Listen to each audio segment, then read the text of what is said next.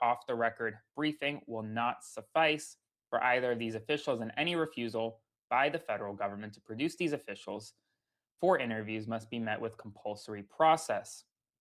Epstein survivors and the American people are entitled to transparency into the government's handling of the Epstein files, and they deserve to view the interviews on video released by the committee, as you have done with numerous other witnesses this Congress.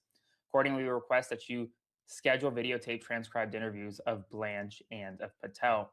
So, on Capitol Hill, the Epstein issue is not going away, no matter how much Trump may want it to. And there are even behind the scenes, like the Republicans that support some of this, that support bringing in Blanche, support bringing in Patel. And it comes as, remember, this morning, Trump appointed Bill Pulte, who has used his office to weaponize against Trump's political opponents, as acting director of national intelligence. And it's not going over well on Capitol Hill. Here is what Senator John Thune told reporters, quote, "We don't need a weaponized DNI. We need professionals there. I just heard about it, trying to get more information.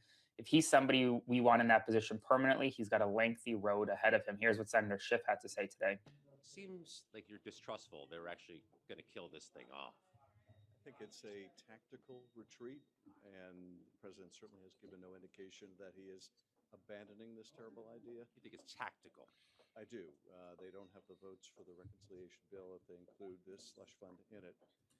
But I think they still want to gouge taxpayers and enrich his family and friends. So I expect to see this back in some form or another. Any Republican reaction to your proposal to outlaw this thing or to kill the fund?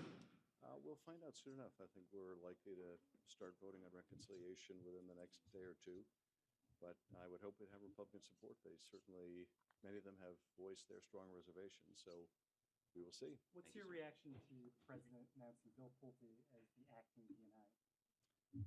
Well, we need a DNI who is experienced and knowledgeable, respected. Bill Pulte is none of these things.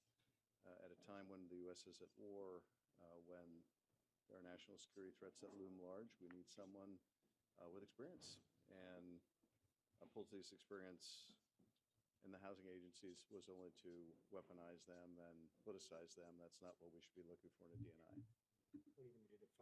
It's not what we should be looking for in a DNI. And he made it clear that the weaponization is on the table. And a lot of you asked, well, Aaron, how are you going to protect yourself?